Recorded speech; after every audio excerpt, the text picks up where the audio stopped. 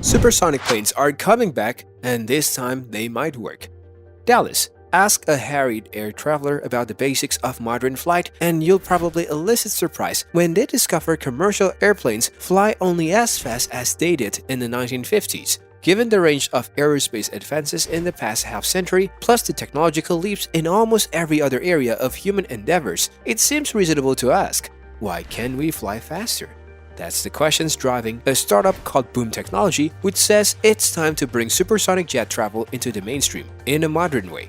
The company is pursuing speed with an audacious idea, a 45-seat aircraft that cruises at Mach 2.2.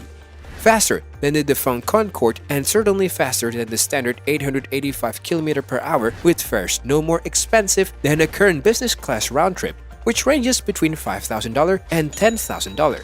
Yet, long before travelers can marvel at a quick hop across the Atlantic, Boom will need to sell the airplanes not just on a technically disruptive aircraft, but also on one that can accomplish such feats of velocity cost-effectively. It must earn a solid profit, no middling returns allowed. And this, of course, has been a key reason the Concorde was an aberration rather than the harbinger of universal supersonic travel. Boom is likely to encounter deep skepticisms in a conservative industry that still relies heavily on a fundamental airplane design devised 70 years ago. The major global airlines Boom will operate with two cardinal maxims. It's really hard to make money with small airplanes, and it's really hard to make money with supersonic airplanes, which are renowned for their fuel inefficiency.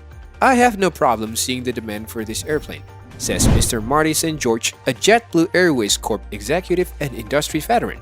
The issue is, can you do it and make the numbers work? Boom will face a numerical gauntlet as it seeks to sell airlines on the advantages of a small supersonic craft, with airlines posing tough questions about weight, range, fuel burn, maintenance, dispatch reliability, and dozens of other issues. The company also plans for its aircraft to fly on 3 engines, a departure from the industry trend of using 2 engines as the most efficient configuration. In response to skeptics, Boom touts its design as a radical update from the troubled Concorde, which was operated by only 2 airlines over 27 years. Airlines no longer abide such loud, kerosene-gulping equipment, which means new engine designs must be fuel efficient and coupled with meager emissions and low noise. Boom has diagnosed Concorde's operating flaws as twofold. First, the plane had ferociously high operating costs, driven primarily by its voracious appetite for jet fuel. Grossly uneconomic, in the words of a 1978 New York Times article summarizing critiques of the aircraft. Second, the Concorde's load factors were generally lean because of the steep fares Air France and British Airways were forced to charge, typically around $15,000 and $20,000 in current dollars.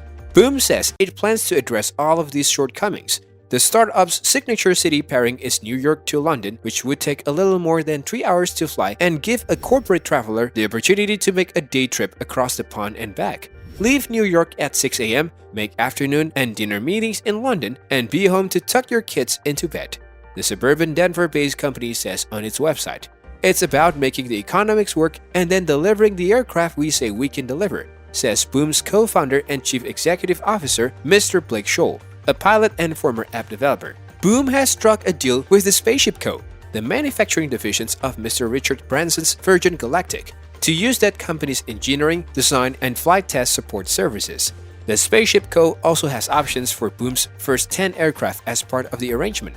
Richard has long expressed interest in developing high-speed flight and building high-speed flight R&D through Virgin Galactic and our manufacturing organization. Virgin Group spokeswoman Christine Choi said in an email, "It is still early days and just the start of what you'll hear about our shared ambitions and efforts." Another unidentified European airline has taken options for 15 aircrafts, Mr. Scholl says, and Boom is taking to carriers about options for an additional 170 aircraft. An analysis by Boyd Group International, an aviation's consulting firm, suggested that Boom could sell 1,300 supersonic passenger jets over 10 years for a premium service on routes frequented by corporate traffic. Boom's aircraft would target such global business centers such as Hong Kong, London, New York, Singapore, Sydney, and Tokyo, where corporate travelers would likely pay for the time savings a supersonic jet could afford.